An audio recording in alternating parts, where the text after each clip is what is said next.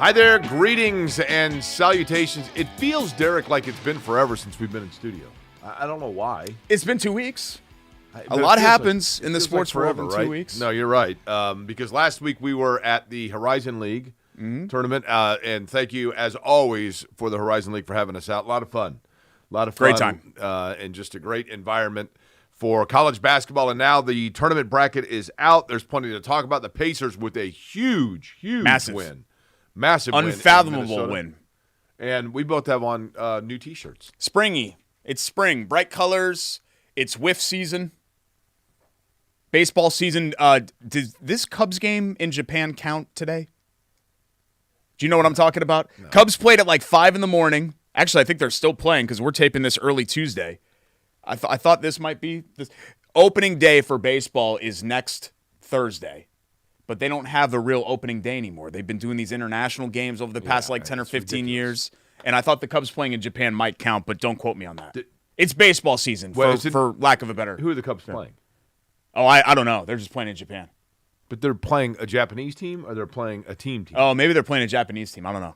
See, I don't know if they're playing a Japanese team, it wouldn't count in the baseball standings. Well, yeah, no, you're right. I said I don't know if it counts. I don't know. I just have a ton of Cubs fans on my feed, and it was like 5 in the morning, and I'm checking Twitter. I woke up this morning, and they're going nutso about baseball. Well, who are they playing? Oh, I don't know. Yeah. What are they playing, like the Yakinawa Penguins, or are they playing? Let's see. Are the Cubs playing the Yakinawa Penguins? I don't even know if Yakinawa is a city. I just made that up. It seems like it'd be. Ochinawa? I don't know. Is there a Yakinawa? There was a Ja Rule song. Can we get hats for the Yakinawa Penguins? Ochi bang bang. No, tomorrow against the Dodgers at 6:10 a.m. What about today? That game counts. Who are they playing today? Wait, no, this game counted. They played the Dodgers, and they lost 4-1. Yamamoto with the win. Okay. For the Dodgers. So the Cubs are 0-1 in the season. And then they have, they have Shohei Ohtani. Yamamoto, 5 strong innings. Ohtani had 2 hits and scored twice. And the defending World Series champion Dodgers beat the Chicago Cubs 4-1 at the Tokyo Dome. Fly it right there. Yeah. That's awfully bright. Can you do something about the Well, lighting? no, you can't. It's bright. It needs to get my forehead. I mean, so we did have a baseball game that counted today. Sorry, guys. Sorry, this is supposed to be a sports show. We're supposed to know sports. I was just like, I had no idea. This is baseball's problem, though, Jake. No one knew this was happening, right? Outside of like Cubs fans or people that are diehards that really follow it. Right. Because it's Tuesday morning at 6 in the morning. And it's like, hey, look, we got a baseball game. Let me tell you this, though. Do you know what I think? So I got a buddy, Jeff Hester. We grew up, we went to high school together, college together. We've always been good buddies. But, as happens in life, you get, you lose, not lose contact, but, life gets in the way. Right. Yep. So we started this deal, I don't know, a couple of months ago where we meet once a week. We just go to different places around town and have a beer and just catch up on the week and whatever. He's a diehard baseball fan. He went to the Dodgers spring training. Oh, cool. And at any rate, we decided, I think we're going to go in July, and we're going to go to Sacramento to go see the A's. Yeah. The A's are taking on the Reds, and they're playing in Sacramento this year. Yeah. So we're going to go to Sacramento, go to an A's-Reds game, and then the next day drive to San Francisco and go to the Dodgers-Giants game and then fly home. Awesome. Kind of cool. I heard that San Francisco ballpark's really cool. Great. Yeah. I've been there before. It's great. Really, really cool. Yeah. We have a lot to talk about, including the NCAA tournament, the Pacers, Indiana getting snubbed, Purdue being a sexy underdog upset victim, if you will, in the tournament. I'll let you decide which way you want. Well, I mean, let's start NCAAs. Dun, dun, dun, dun, dun, dun, dun. It's NCAA tournament week, so we got to start there. Let's get this portion out of the way because now that we're on to Tuesday and the first 4 games and all of that, the expiration date for the who got left out, who should have been in, we've pretty much reached that. But obviously, Indiana was one of those teams on the cutting room floor. They were the second team out. West Virginia, which shocked everybody, was the first team out who really had no business being left out of the tournament, but kind of here we are. And every year, Jake, the tournament selection committee gives us a criteria, and then basically based on whatever they feel like, they decide what to emphasize. Remember last year, Indiana State didn't have great wins, but they had great metrics. This year, North Carolina had no great wins, but they had great metrics, and they got in. I'm going to ask a question, and I'm not trying to be snarky. I honestly, I'm needing you to let me know this. And all kidding aside, I heard that a lot. What does metrics mean? Metrics are all of these people and sites. Sometimes they're people, sometimes they're sites, sometimes they're combinations, have their own, for lack of a better term, formula, computer ranking system that spits out. They put in all this data, and it spits out what they think teams rank. Ken Pomeroy, who we mentioned a lot on this show, right. Ken Pom has his own ranking system. I don't know what the formula is, but it's based on efficiency and all that. And it's offense and defense. And he's got Gonzaga as the 9th best team in America, even though they're an 8 seed, if I'm not mistaken. Isn't wins and losses the most important metric? Well, no, because all schedules aren't created equal. So a team in the ACC does not play the same schedule as a team in the SEC. I mean, that's fair, but I'm just saying, That's the problem with college sports, though, Jake. In the pros, it's apples to apples because largely you're playing similar level of competition. In college basketball, especially where there's 300-something Division I teams, or in college football, it's different. Now, here, there's a lot that you can unpack from Indiana's omission, okay? I always liken it, and I know I'm the king of bad analogies, but this is the easiest way that I can describe what took place, in my opinion. Imagine that you are in a building waiting with a couple of other people for the elevator. Mm-hmm. And the elevator doors open and the elevator's full. Okay? So you step onto the elevator, 3 people step onto the elevator, and you can't even turn around. You step on and now you're facing everybody else. I've been in that. And the little buzzer goes off and somebody's got to, so you're looking around going, which one's got to step off, right? In my opinion, when the elevator, so the 3 teams that were waiting for the packed elevator were North Carolina, Indiana, and West Virginia. You could maybe say Dayton, okay? Xavier, we'll say Xavier. Yeah, I think Texas was. So the door opens, and everybody steps on, and the alarm went off, and they were like, "Well, somebody's got to step off here." Well, it just so happened that the guy that's running the elevator operator, is the athletic director at North Carolina. Yeah. So as North Carolina started to step off, he grabbed him by the shirt, and he's like, no, you stay here. Fine. So the committee chair for the NCAA selection committee is the athletic director at North Carolina who got a bonus Bubba for Cunningham. North Carolina being into the tournament. I know that theoretically he has to get up and leave the room when North Carolina is being discussed. But he's a team member. I mean, everybody else in the committee is like, yeah, Bubba's our guy. I mean, he was just in here. I'm not saying that that's even necessarily intentional or nefarious, but I think there's human nature that comes into play. Me too. So Carolina, okay, sure. So Carolina then is allowed in. It would be very easy for Indiana and understandable for Indiana and their fans to make an argument against or for them being omitted, except for these 2 things. Number 1, West Virginia got more snubbed than Indiana. Yeah, I agree. West Virginia had better wins than Indiana. Yeah.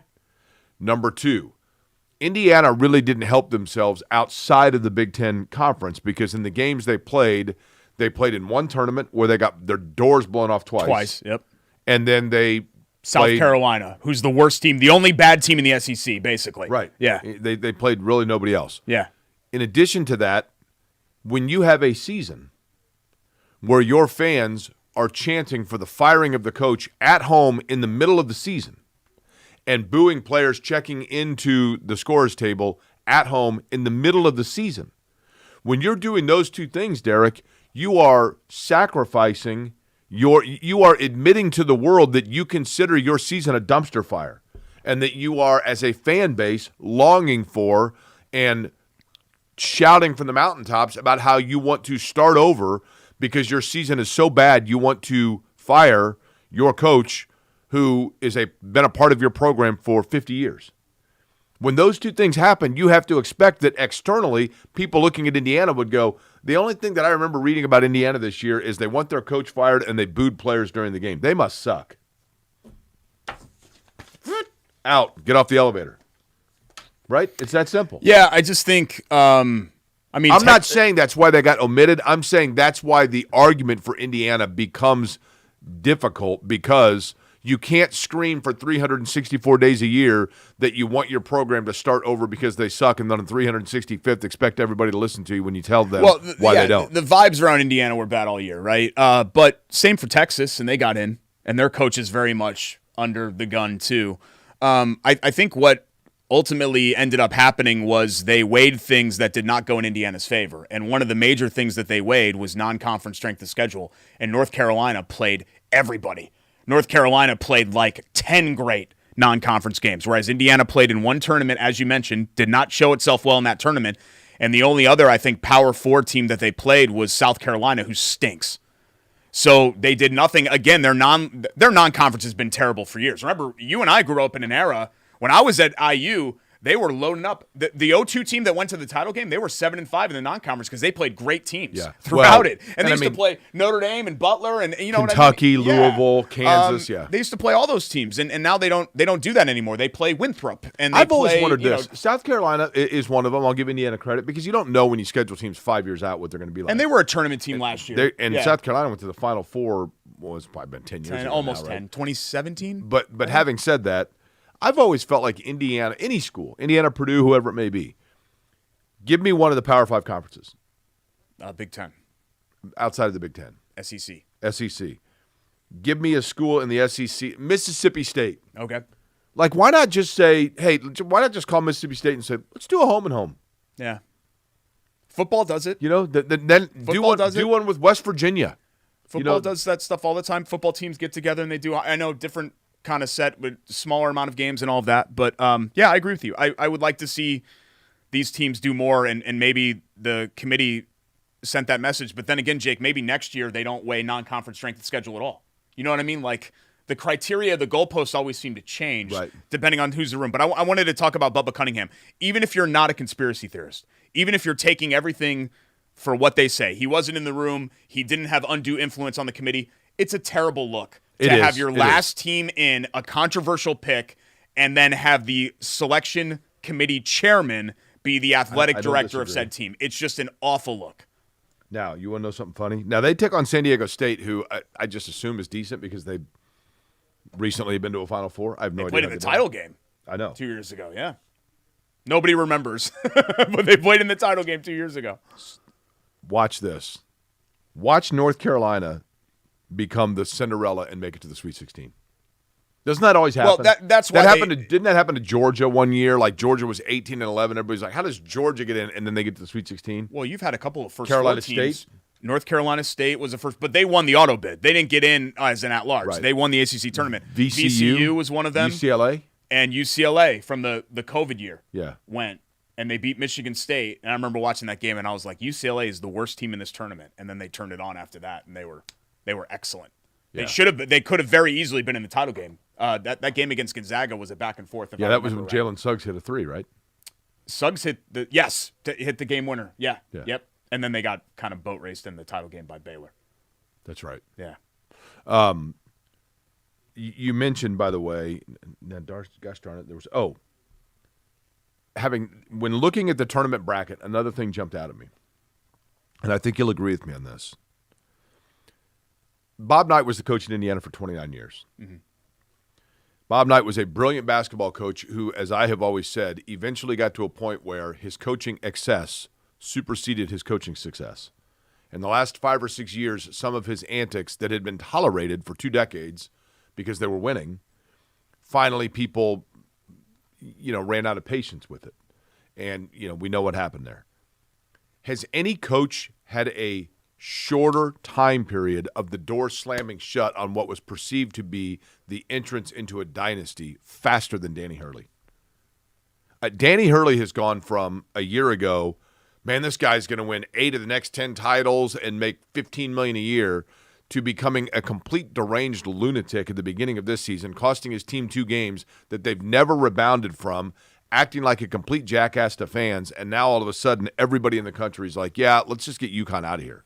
Yeah, I mean, people are tired of UConn for sure, but I don't think anybody thinks that Hurley suddenly isn't a good coach. I don't think anybody thinks he's a bad coach, but a year ago, Derek, anybody would. If I would have told you Danny Hurley is the lead candidate for Indiana, you'd have been like, let's go, $10 million, whatever it's going to cost. It's seemingly now the tide has turned against him, where people are like, I don't know, man, this guy, I just think his antics, there's no doubt he's a great coach, but he is completely – he has no self-control, and I think it's hurt his program. Yeah, like the game against Creighton in the Big East tournament where the kid from Creighton dunked it and then did like a pull-up on the rim at the end, which he shouldn't have done, right? It was taunting and all of that. But I kind of tweeted out, I was like, look, UConn, if they're going to dish it out, sometimes you're going to have to take it, and everybody agreed. He cost them 2 games in the non-conference. He literally cost them the game with his antics. And then, like, walking off the floor and taunting fans and yelling F-bombs and pointing to his finger, I got 2 of these. But still, Jake, you're a grown man. You lost, 4 NBA players? I've lost count. How many NBA guys did they have on that team? I mean, they had a ton of them, right? They brought back Caravan, but basically they lost the rest of that team, and they were still solidly in the NCAA tournament this year. I know they lost to Seton Hall. This wasn't a great UConn team. They're in the 8-9 game, right? Yeah, I'm looking to see them play here. But still, I think I mean, it hasn't lessened my opinion of him as a coach. I think Dan Hurley is an incredible coach.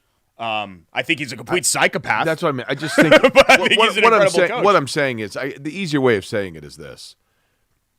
He went from somebody who was universally respected to now somebody who is almost universally thought by everybody is maybe he's a great coach, but is a complete tool. I just think that you need to have, we can't on this show, I don't think, and not to necessarily directly compare the two because I don't think Dan Hurley directly compares to this person, but we can't praise Curt Cignetti for being kind of brash and in your face and then turn around and trash Hurley for it, right?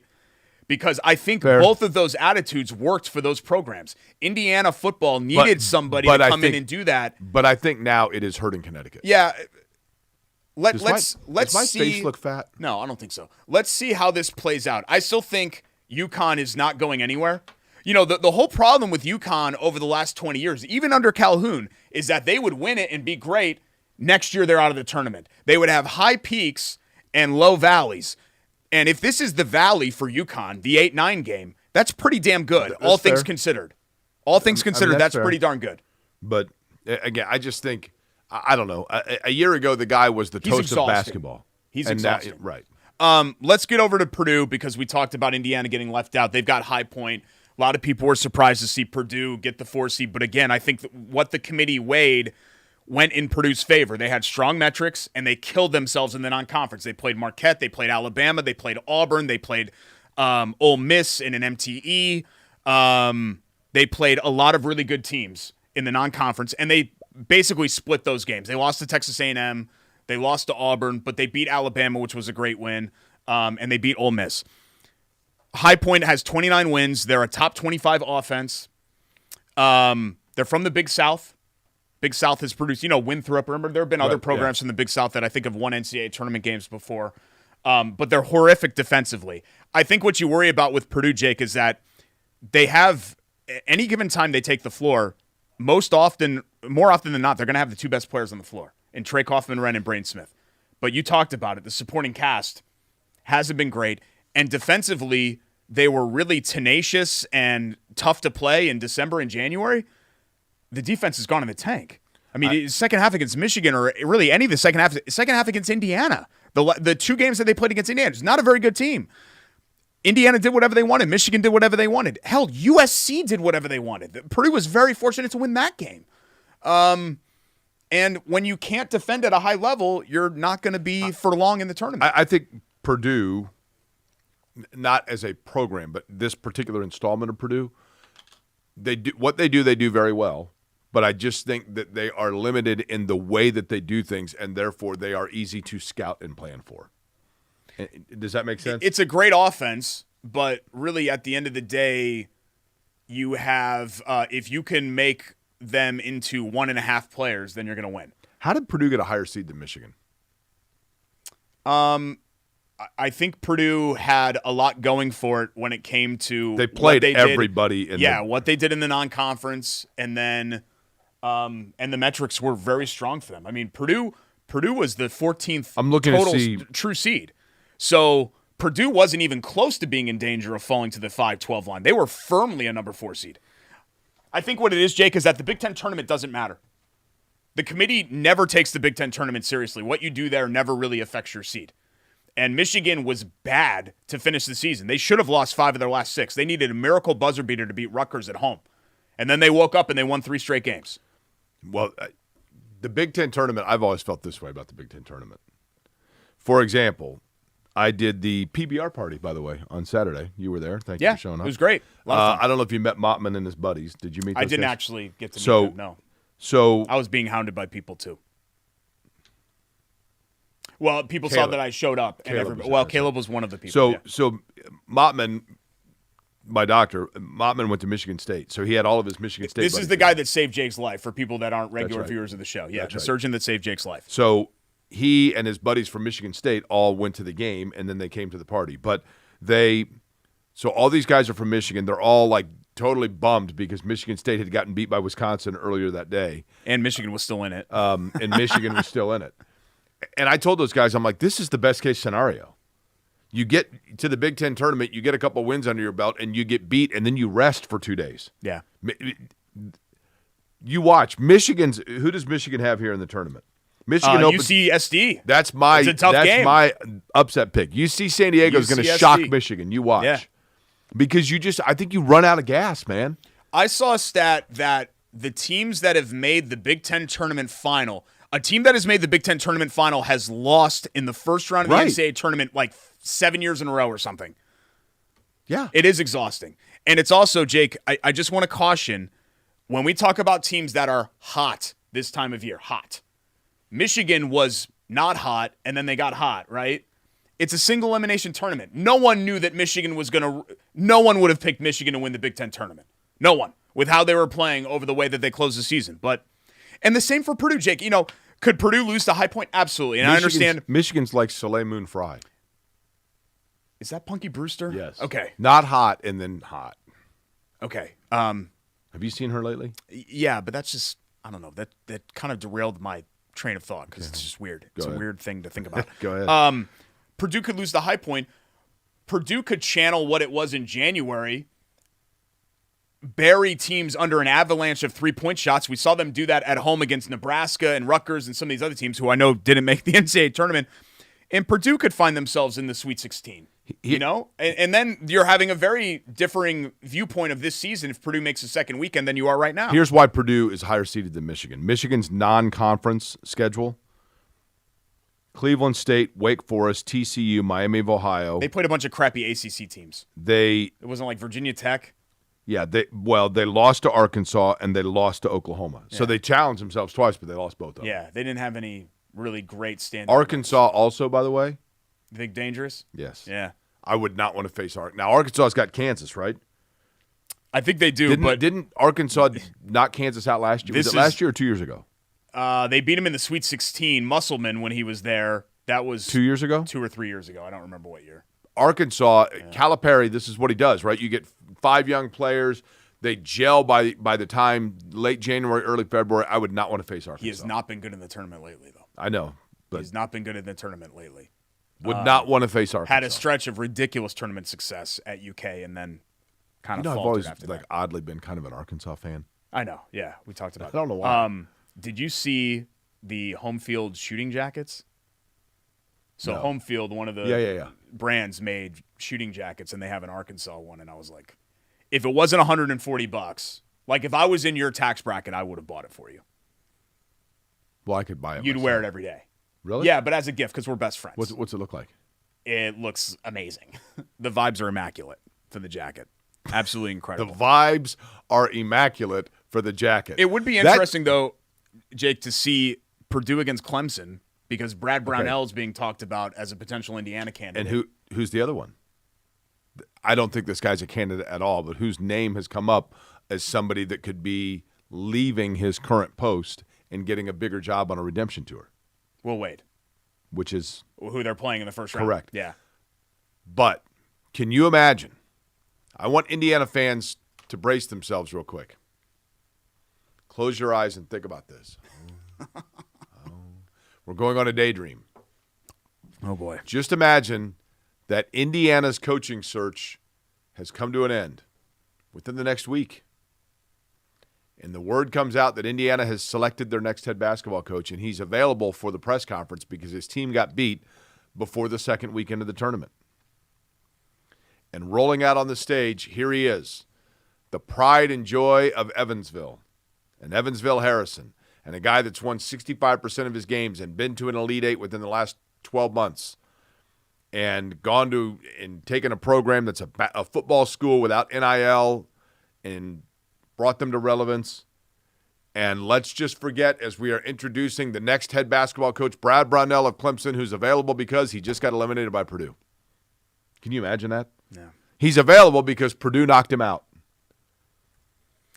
I just think possible. that I'm not saying probable, but very possible. He reminds me like the equivalent of hiring Brad Brownell would be like when Nebraska hired Mike Riley.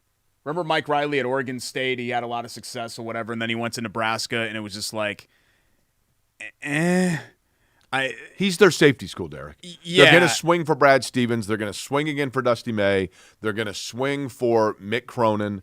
They're going to swing for, I'm trying to think of who else would be, Ben McCollum maybe. McCollum's interesting because of the Iowa situation, but Brownell is a guy that if you hire Brad Brownell, Steve Alford was not UCLA's top 5 choice, but he was fine at UCLA. He went to a couple Sweet 16s, might have even gone to an Elite Eight. He's fine. Here's like the worst analogy ever. If we're talking about McCollum versus Brownell, McCollum is like the steak. I like my steak leaning almost rare, mid-rare though, right? Sometimes you say mid-rare and it's like too rare. Right. McCollum to me needs more time on the grill. I don't think he's ready for the Indiana think that's job. fair. Whereas I think Brownell's like, well done. You know what I mean? Like Brownell's almost like too much of a veteran to me, where there's no upside. Derek, here's the number one criteria for the Indiana job, and I want Indiana fans to of anything I've said on this program over the last 5 years, this is the one that I am the most stern in believing. The number one criteria for the next head coach at Indiana University in basketball is simply somebody that either has the fortitude of personality or the track record to be able to stand up and be completely impermeable to all of the noise that happens with Indiana basketball. Mike Woodson got sucked into it. Mike Woodson caved in under the good old boys club with Indiana, right? But Mike Woodson became obsessed with what people were saying about him. Yeah. Right? Archie Miller just kind of went into a cave because of all the noise around Indiana basketball. Tom Crean became, and even Tom Crean, who I like a great deal, but Tom Crean I think would tell you that he became a little bit like walled in based on what he thought was a conspiracy around to hurt him at Indiana basketball. Bob Knight was the master at it because largely he built this level of the scrutiny that comes with it. But when Bob Knight walked into a room, there was no doubt in anybody's mind who was in charge of that room. Mm-hmm. You weren't going to say anything because Bob Knight was bigger than the room itself, right? And there are coaches. Bill Self has it. Mike Krzyzewski had it. Danny Hurley, for what it's worth, has it, right? There are certain coaches that when they walk into the room, they set the tone. Pitino has it. Yeah. There are very few programs where that's the number one priority, but Indiana's one of them. I've had numerous coaches, tell me now. Randy Bennett from St. Mary's told me, he's like, you can win at Indiana. You can win a title at Indiana. That's a top job. I've had other coaches, more than one, tell me it is way toxic in Indiana. And you can build your own Indiana now with NIL wherever you go. So guys want to avoid that job because you lose twice and you can't go out of your house. Yeah. You need somebody. Mick Cronin has it. Brad Brownell may have it just because he's well done. Ben McCollum, we don't know. Ben McCollum may have that it factor. Brad Stevens has it. Ben McCollum may have that it factor, but we don't know because he's been at 1 year at Drake.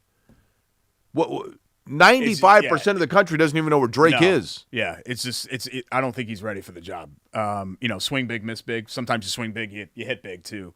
Mick Cronin has it, Jake, but I think he has too much of it. I think Mick Cronin in Indiana would just destroy each other. I don't disagree with that. He does not strike me. If he can't handle it at UCLA, Indiana is 10 times the pressure cooker that UCLA is. If he's going to be whiny and complainy at UCLA, then he's not going to like it at IU. And I'll say this: a lot of the narrative around the Indiana coaching search has to do with their fan base, and we know the fan base can be toxic. Fan base can also be amazing. The fan base can be turned for good, and we've seen it with the football program. Indiana's fan base can be used as a tool in a positive way. We only talk about the negative with Indiana's fan base, but you have to give Indiana fans something to be positive about. Why have we never heard Shaka Smart's name?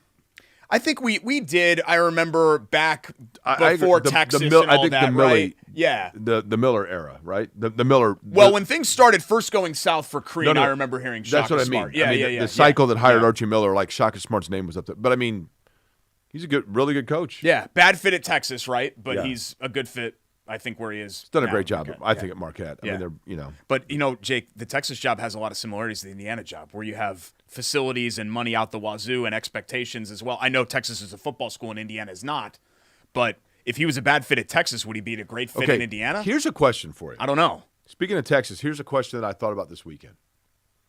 And this is going to – when I say – like, you're going to go, that's a great question. Okay? You always say that, and very rarely am I like, that's a great question. No. With this one, you're going to go, okay. I never thought about that, Jake, but that's a great question because you're not going to be able to answer it. Mm-hmm. I'm watching Tennessee and Auburn.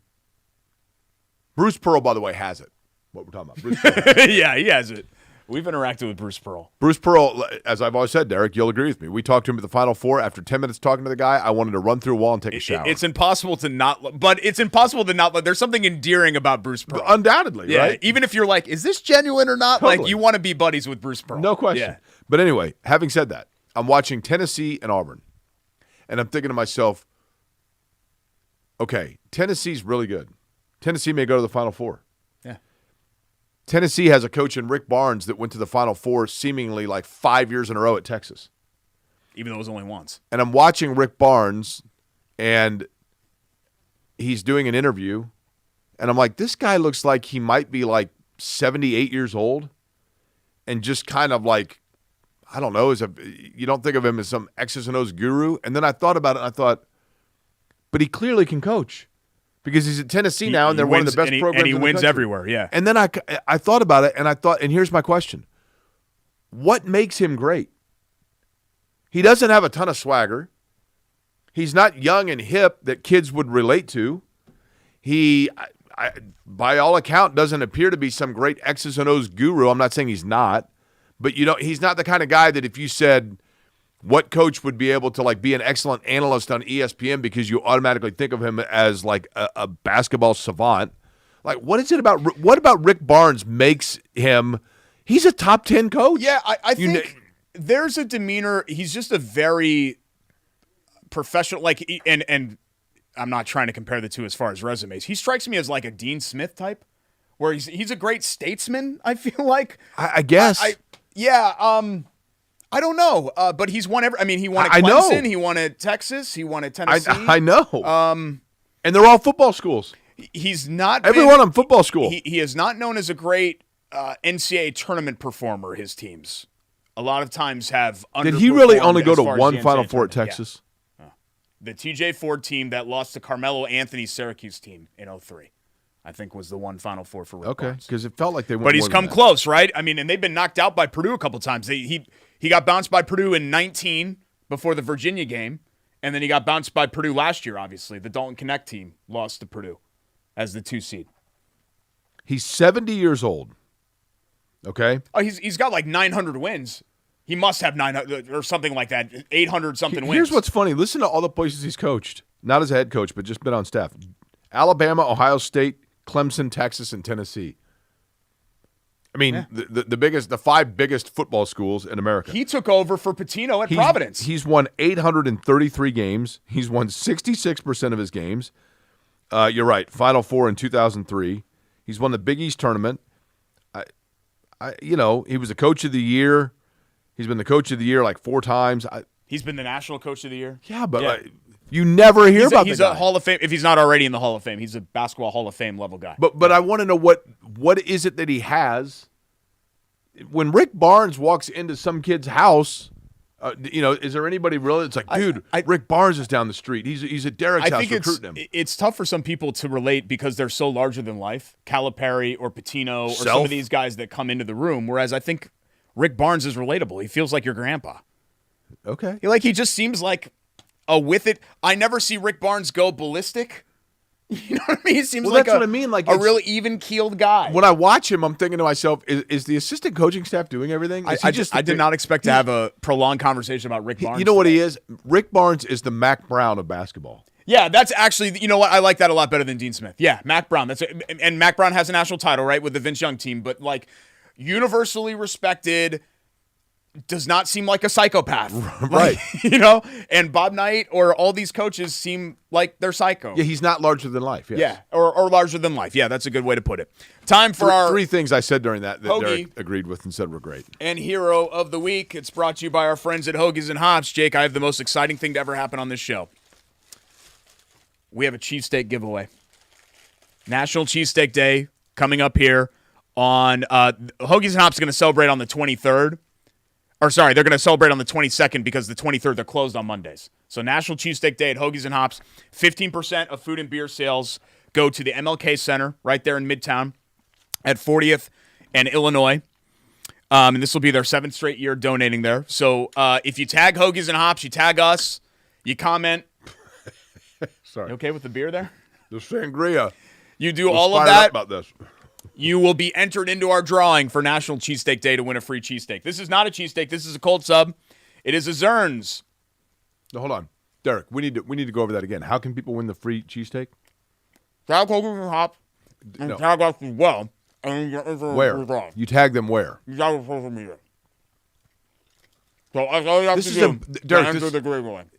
This is Derek's naivete, folks. This is important, Derek, because here's the thing. Hoagies and Hops has been a great sponsor for us, right? Mm-hmm. What they're doing, you don't realize, is they're trying to see whether or not they're getting return on investment and whether or not people that listen to and watch this program are invested in Hoagies and Hops by seeing how many actually do what we call the call to action. So it's very important that people do this. So we need to be very clear on what people need to do for the chance to win the free cheesesteak. I told you. Finish up. Honestly, I just told you what it was, and people understood what I said. Say it again, please, if you could. Tag Hoagies and Hops and us. Social media. When you say tag them, you mean, are we talking on Twitter, Facebook, Instagram, Anything. where? Anything, all of it. Tag them on all three. Tag us on all three. So you tag Query and Schultz and Hoagies and Hops, into the giveaway for a cheesesteak. So can we put that up on the screen then, in terms of what people need to do? If you're Charlie, listening can you put it up on the screen? If you are, okay, tag Query and Schultz and Hoagies and Hops on social media simply to say that you are down for the free cheesesteak, right? Here you go. The sangria is fabulous. Zern's, Santeria is the beer. What I don't sangria? Practice Santeria, sorry. Smoked sausage, Lebanon sliced bologna. The Santeria, by the way, is their, again, fine ales and lagers at Chili Water, and this is their, obviously, Mexican lager, and it is fabulous. That's our brew of the week. It's really good, especially with the weather turning. Little 9-grain beer mustard from Chili Water. Little mayo. Little L. Little Munster. Little Lisio's bread. Shipped in from South Jersey. Very good. Bread is so delicious as well. Hero of the week. Oh, I gotta crack my beer. Hang on. Don't eat. I'm like hearing you, so don't eat too close to the mic. I don't want to upset people. I did the same thing with my beer that you did. What? Oh yeah, tastes like a summer day. Santeria. Hero of the week. We could have gone in a lot of directions. Full disclosure, I picked this before Obi Toppin went off for 34 points for the Pacers last night, and that overtime win over Minnesota, which we're going to talk about next.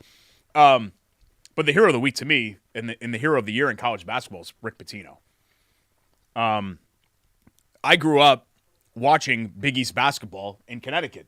So the late 80s and early 90s, I know people will talk about like the Mullen teams. You know, I missed all that. I missed Chris Mullen. I missed Mark Jackson. But I do remember Laval Postal and Ron Artest and Felipe Lopez and Ray Allen. Yeah, but I'm talking about St. John's players. But yeah, Ray Allen, Kerry Kittles, Allen Iverson, all those great teams and all those great Big East players that came through. But I remember when St. John's was really relevant. Wasn't Omar Cook St. John's? Yep, and the Garden was rocking. New York's always been a Knicks town, but all these other teams have tried to claim New York, like Syracuse. We're New York's team. No, you're not. Syracuse might as well be in Siberia. You know, Rutgers just isn't relevant enough to be New York's team. St. John's is New York's team. And to see the Garden rocking like that, and for them to win the Big East tournament, and this is coming from somebody that could take or leave St. John's, I thought it was great. He's 72.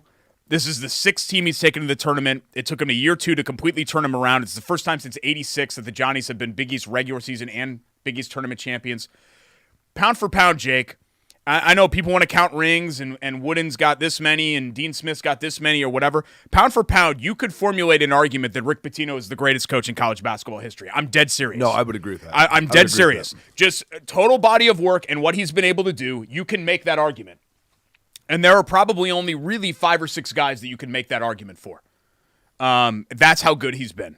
So say what you want. You could say that he's slimy. You could bring up the Italian restaurant. You could bring up umpteen different things. What happened at Louisville that ultimately led to his demise? There's been a lot of smoke around Rick Pitino over the years. But when it comes to basketball and on-court stuff, dude gets it done everywhere he goes. And there's just something about him. He commands the room. He's an unbelievable statesman for the program. He's obviously a gifted basketball mind. It's hard to dislike Rick Pitino. He has won a conference tournament championship at how many different schools now? Iona, right? Yep, because that's how you get into the tournament. Providence? I don't know. Did they win the Big East tournament at Providence? Or did they just get into the field?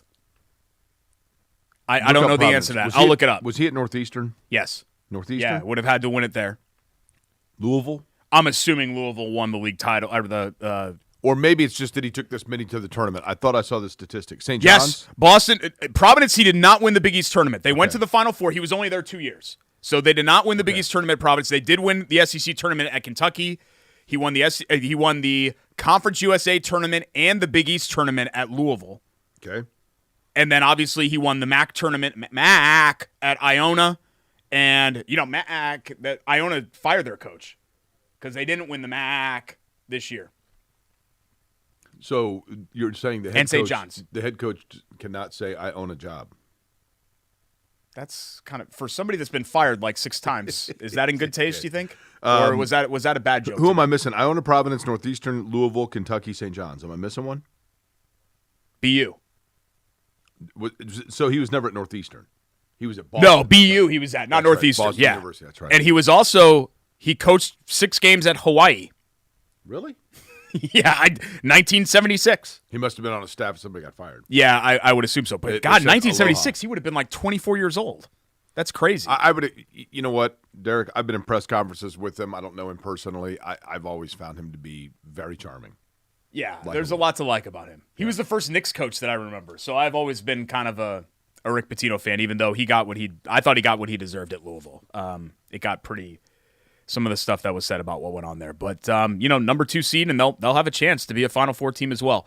But, again, National Cheesesteak Day coming up here the 23rd. Hoagies and Hops going to celebrate the 22nd on that Sunday. 15% MLK Center. Tag them. Tag us at Hoagies and Hops, at Jake Query, at Schultz975, Twitter, Facebook, Instagram, whatever else. And you'll be entered into our drawing. We come back. What an incredible win for the Pacers. We're going to talk about that one. Also, the Colts, at least when it comes to their big pieces, are done in free agency. Maybe not done trading, though. There's still something hanging out there that we'll discuss, too. Plus quick hits and all the stuff that you're used to, the beloved aspects of Query and Schultz, as we continue here. Brought to you by our friends at Bailey & Wood Financial Group on the ISC Sports Network.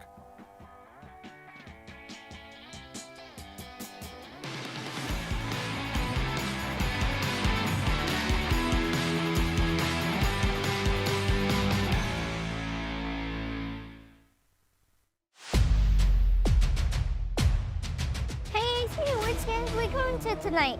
You know we cover all sports in Central Indiana. Hop in, it's going to be a long night. Bailey & Wood Mortgage Lender, proud partner of News 8 Sports Hummer.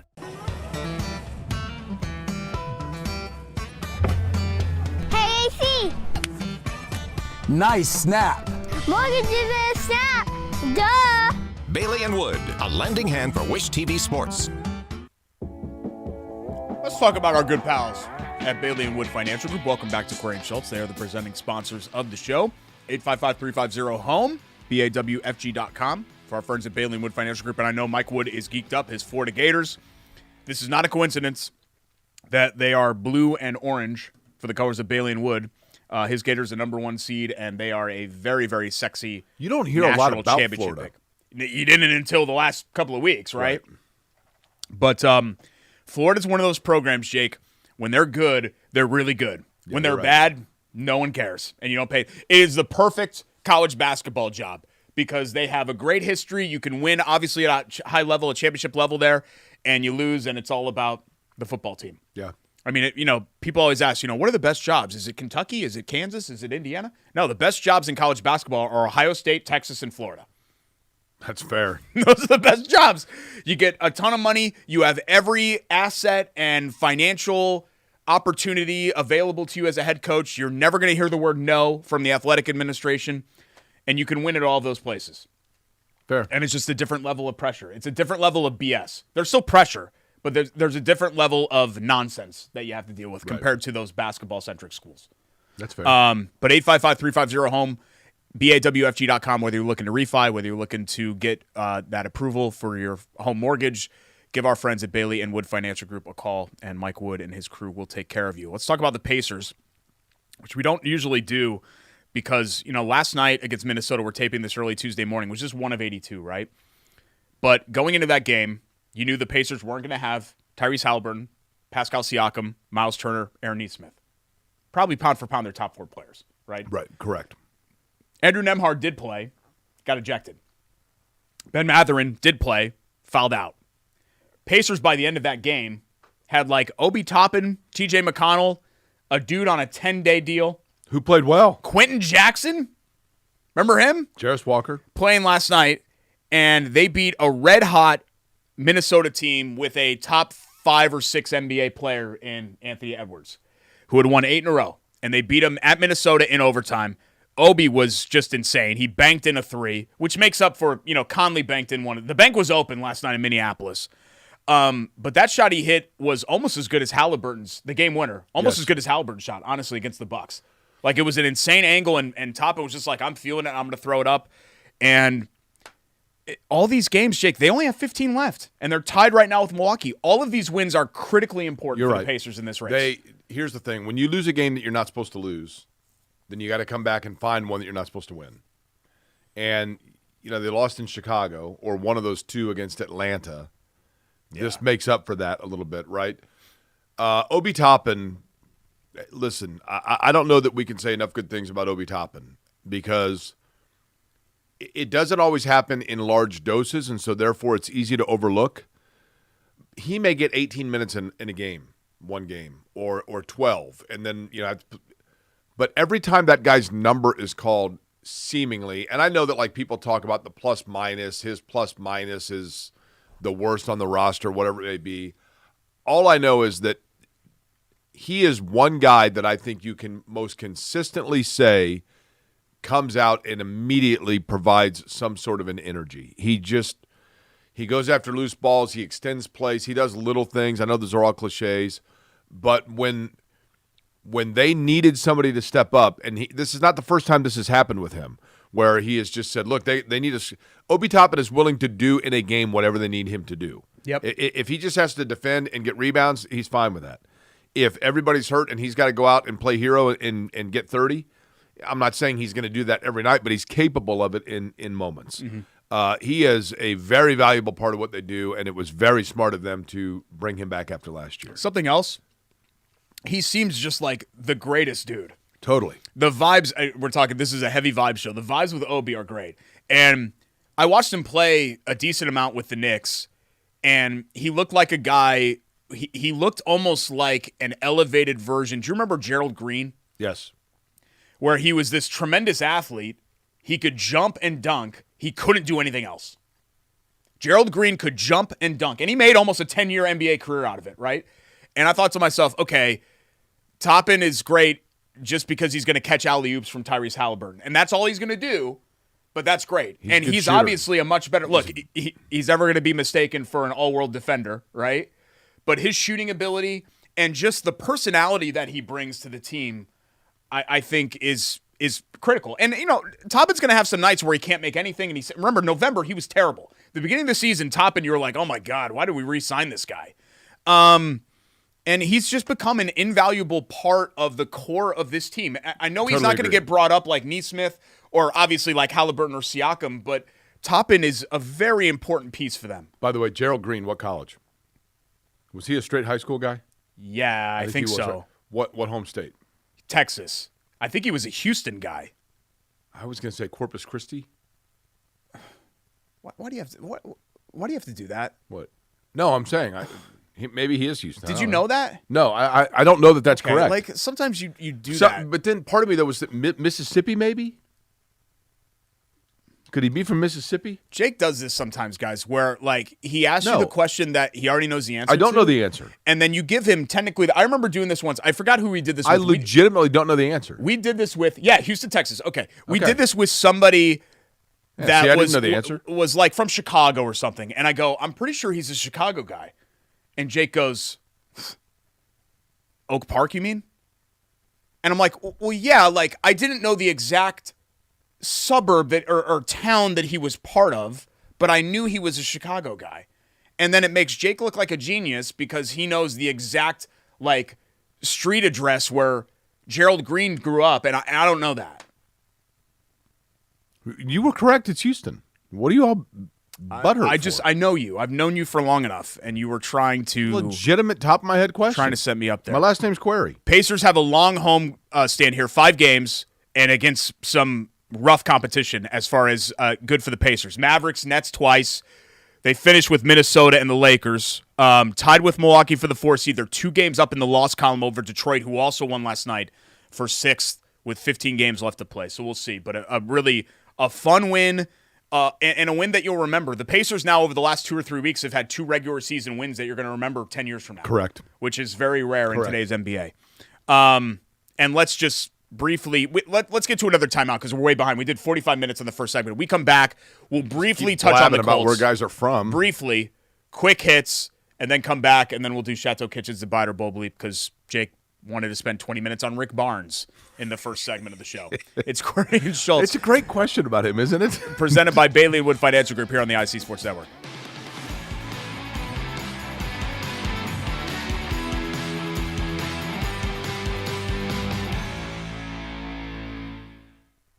At Bailey & Wood, we Rolling right along here, Query and Schultz, presented by Bailey & Wood Financial Group, alongside Jake Query. I'm Derek Schultz. Hi, how are you? Thanks Hello. for watching us. Please like and subscribe if you're still watching on the YouTube channel, youtube.com/Query and Schultz, at Query and Schultz. Or you're watching on ISC, maybe you're watching. Or tag us along with Hoagies and Hops on for your X. chance for a cheesesteak. We have like 2 people that watch on Twitch. I'm pretty sure that's just Caleb and then Caleb's dummy account. But also Caleb has a lot on of those. Twitch as well. If you want to check us out there, we've been on there for about a year and a half. By the way, Derek, real quick. Yeah. I mentioned at the top of the show, so I wanted to circle back to this. We both are wearing fabulous new T-shirts today. Yeah. Yours is I think I presented this to you on the show, did I not? You did. Yep. Wiffle ball. Sorry. So Derek This has is what's on the original wiffle ball box that you buy in Shelton, Connecticut. Okay. Yep. The shirt that I'm wearing, by the way, I simply wanted to pass along. So I went to high school with a woman named Wendy Waldman, and it was a terrible story that some may remember. I don't have to go into too much detail about it, but when I was a senior in high school, Wendy was a junior. She was involved in a horrific assault from her boyfriend at the time that was a huge story in the news that led her into hospitalization and a coma for the better part of her junior year of high school and my senior year of high school. Wendy eventually worked her way back into North Central, and then despite the fact that the assault left her with a traumatic brain injury, ended up graduating from the University of Georgia. She is now a part of the Brain Injury Association of Indiana, and they have these T-shirts that I bought. It Takes a Village, just talking about the importance of the Brain Injury Association of Indiana, which is part of a national network. It facilitates for people who have had a traumatic brain injury in terms of everything from recuperating life skills to job placement to just in addition to that, for family members or friends and family of those who have had a traumatic brain injury on how to cope with and navigate through the new reality of their life. And while Wendy and I were not super close in high school, we were somewhat in the same group of friends, but I've been so impressed by the work she's done and the work that great organization does that when they just recently put these T-shirts up for sale, decided to buy one and wanted to give a tip of the cap because I've been impressed by what she's done. Yeah, it's nice of you. It's nice of you to do that. So There you go. Sounds like a great organization. It is a great organization. And this is, by the way, National Traumatic Brain Injury Awareness Month. Oh, really? So, yeah, that's why I wore the shirt. Gotcha. Yeah, So no, there you that's go. good to bring some light to that cause for sure. Let's quickly wrap up on the Colts. It just feels like last week we did the Monday show, and then a lot of the things happened while we were on the air and then into the next day. Daniel Jones signing happened the next day on Tuesday, so we're kind of a week out. But just kind of tying a bow on it, Travarius Ward, Cameron Bynum, who actually got introduced yesterday at the Colts complex, and Daniel Jones, and some other depth level additions. Corey Ballantyne will probably be a special teams guy as a corner, but some secondary depth. A little bit of line on the depth on the defensive line. Khalil Herbert, I'm interested by, as RB2, because you needed to upgrade at RB2, and I think he comes in and he's your RB2 now. Spent time with the Bears and the Bengals. Neville Gallimore has an interesting name. He's a former third rounder. I think he was with the Rams most recently. He ran a sub 4.8 40 at the combine, Derek. Great athlete. And then the 310 Colts pounds. brought back some guys that we like, that are Swiss Army knife guys. I mean, Ashton Doolin, I'd put Ashton Doolin in the Ring of Honor. That's how I feel about Ashton. I'm dead serious. That's how I feel about Ashton Doolin. Danny Pinter, who I know you're a fan of, is back. Wesley French, so we don't have the Fries, but we have the French, who mostly has gotten reps at center for offensive line depth. I like what the Colts have done, right? I will give Chris Ballard credit. I'll give Chris Ballard credit because we knew that there were areas, they had multiple areas they had to address, and they've kind of done so. They've tried to shore up in depth on the offensive line. They obviously strengthened their defensive backfield, and now tight end becomes the big. Yeah, you would have tight to end's think the they're going to go glaring tight end in draft because they have not addressed. They probably have to draft two of them. Tight end's the big glaring one. That's really the only thing that they haven't addressed, though, because, I mean, just getting Ward, Jake, and looking at that cornerback room, it's amazing how much better that room looks, because Jalen Jones is okay, right? If he's your CB2, you're doing pretty good, I think. You're doing pretty good. Now, we'll see what happens with Juju. Juju might not be a fit for Lou Anarumo's new scheme. I don't know. I don't know what's going to happen there. And there's also the Trey Hendrickson watch, who is going to be – are the Colts still interested? Who would they trade to give up for him? I think monetarily that may be – That feels like a go-for-it move, and I don't know if I'm ready – for the Colts I would tend to agree with that. Go for it, because you still don't know what you have at quarterback. I think it's safe to say this. I don't know this, but it feels this way. When Jim Irsay came out and sent that tweet that said 14 years out of 42 we've had losing seasons, not good enough. We've been in one Super Bowl, not good enough. Our fans deserve better. I think that was Jim Irsay's way of saying, listen, for the last year I've been working on Jim Irsay, which is totally understandable and respectable, and the health of Jim Irsay. Now I'm feeling better. I'm back in. I'm to the point now where the attention now shifts back to my football team, and Chris Ballard, I think, got the message that it's get up time. It's get up and go time, and it's time to start addressing these areas of deficiency, and I think Chris Ballard's done so. I think it's that simple. That's why I'm telling you, if this team goes 10-7 this year and they make the playoffs, even if they lose in the first round, he's coming back. Yeah. I'm telling you, people think that he's like on the hottest of hot seats right now, like without a big leap. And I don't. If the Colts even have a medium amount of success this year, then Chris Ballard will be back. Probably. I think Chris Ballard is going to be their general manager in 2035. At this point. And the first thing they're going to say is, well, Andrew Luck retired on us 20 years ago. How about this? 2035, do you know how long in the future that is? 10 years from now. Yeah. Isn't that weird to think that 2035 is 10 years from now? We're closer to 2035 than we are. We're double the amount closer to 2035 than we are to 2005. Yeah. To take a Jake Query term. No, wait, say that again. Well, we're 20 years past. We're half. We're double the amount. We're half the distance to 2035 that we are from 2005. All right. We're wasting time. This is becoming Rick Barnes. This is the Rick Barnes math segment now. You're relying on me as the math whiz here? Hardy, congratulations to a guy who I really like, who is well-respected, and finally had his breakthrough moment. How about Brady Sally and the Cardinals? Chirp, chirp. Yeah. Ball State women's basketball. First NCAA tournament since 2009. It's the first one ever. He's won exactly 400 games.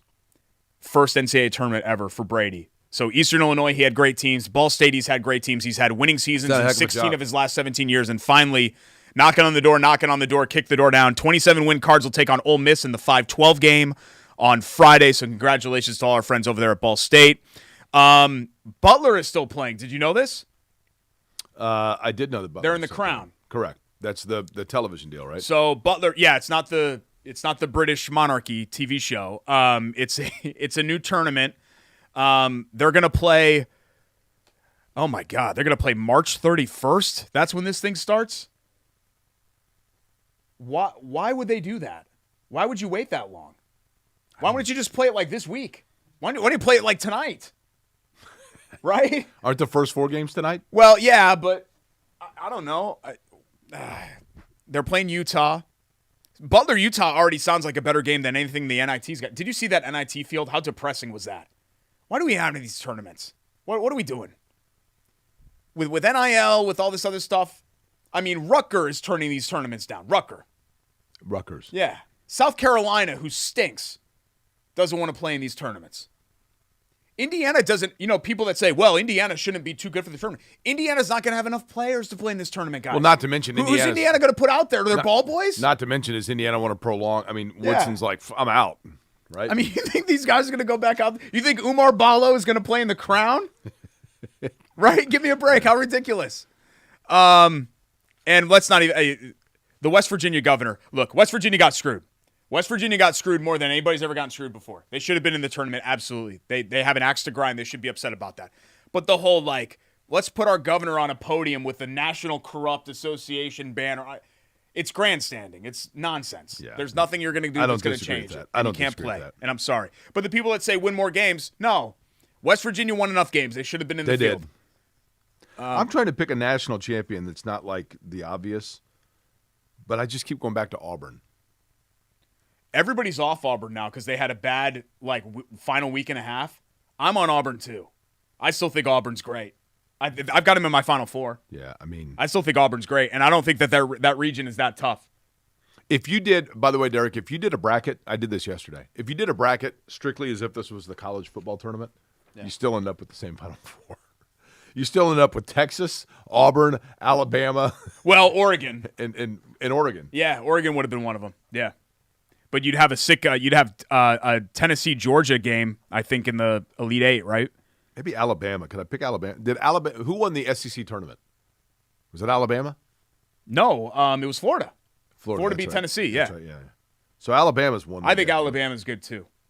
Another team that I really wouldn't want to play is Maryland. Yeah. There's something about, I think of the Big Ten teams, I think they're the most dangerous. It's wide open, man. I'm telling you. Because a lot of people are saying Wisconsin, and Wisconsin's pretty good. I don't think Michigan State's that good. I've watched them play all year, and congratulations to them. They won the Big Ten and the whole thing, but I watched them and I'm like, really? Is this it? Because they don't have a guy. A lot of times in the NCAA tournament, you need to have a guy. And Michigan State just has a bunch of guys that score 13, 14 points a game. I mean, Duke's pretty hard to argue. Yeah. Yeah. Duke is – that league stinks. ACC stunk this year. Louisville won 46 games, and they're an 8 seed because the ACC stinks. Man, it's got to be Duke or Auburn. IU would have finished 4th in the ACC this year. There's my hot take of the day. I really believe that. IU would have finished 4th in the ACC. And then the ACC would have gotten 3 in. Well, yeah, probably. Yeah, they would have. Right. We come back, Chateau Kitchens, Bite or Bold Bleep, and we will tie a bow on this thing. It's Query and Schultz, ISC Sports Network.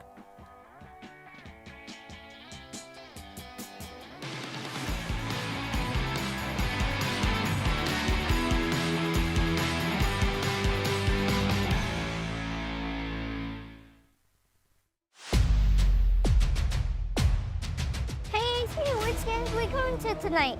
You know we cover all sports in Central Indiana. Hop in, it's going to be a long night. Bailey & Wood Mortgage Lender, proud partner of News 8 Sports Hummer.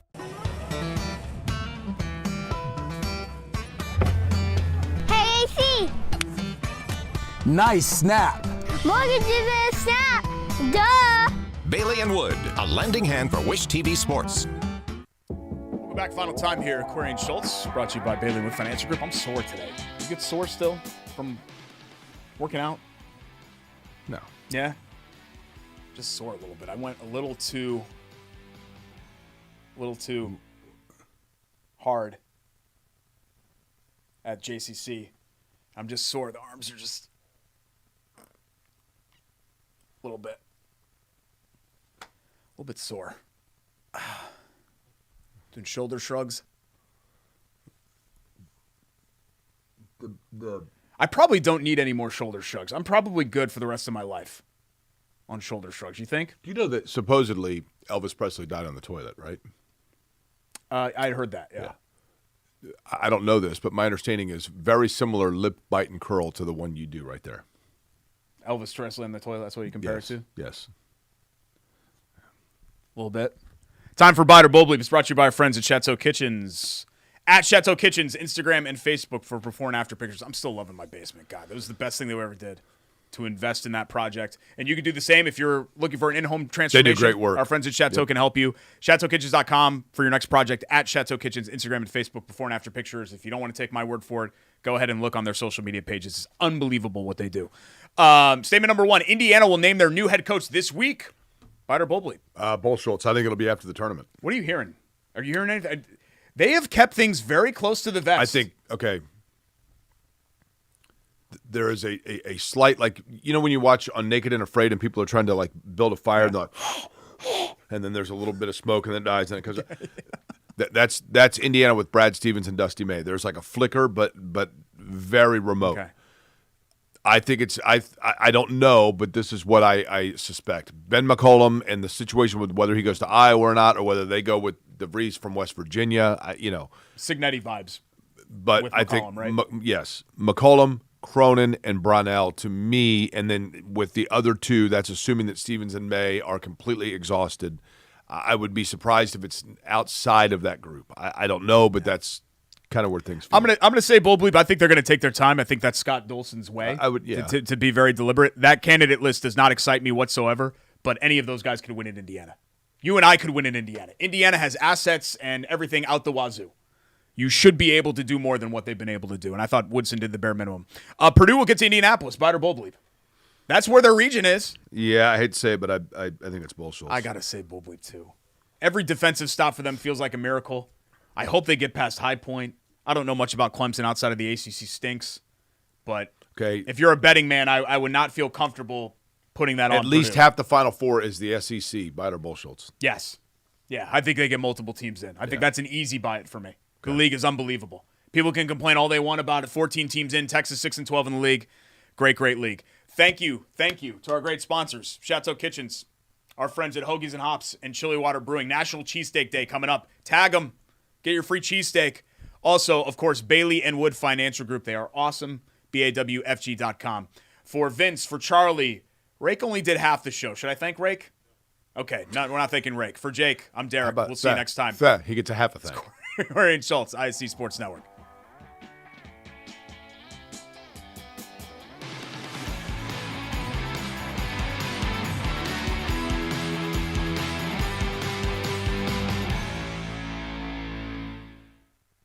At Bailey and Wood, we pride ourselves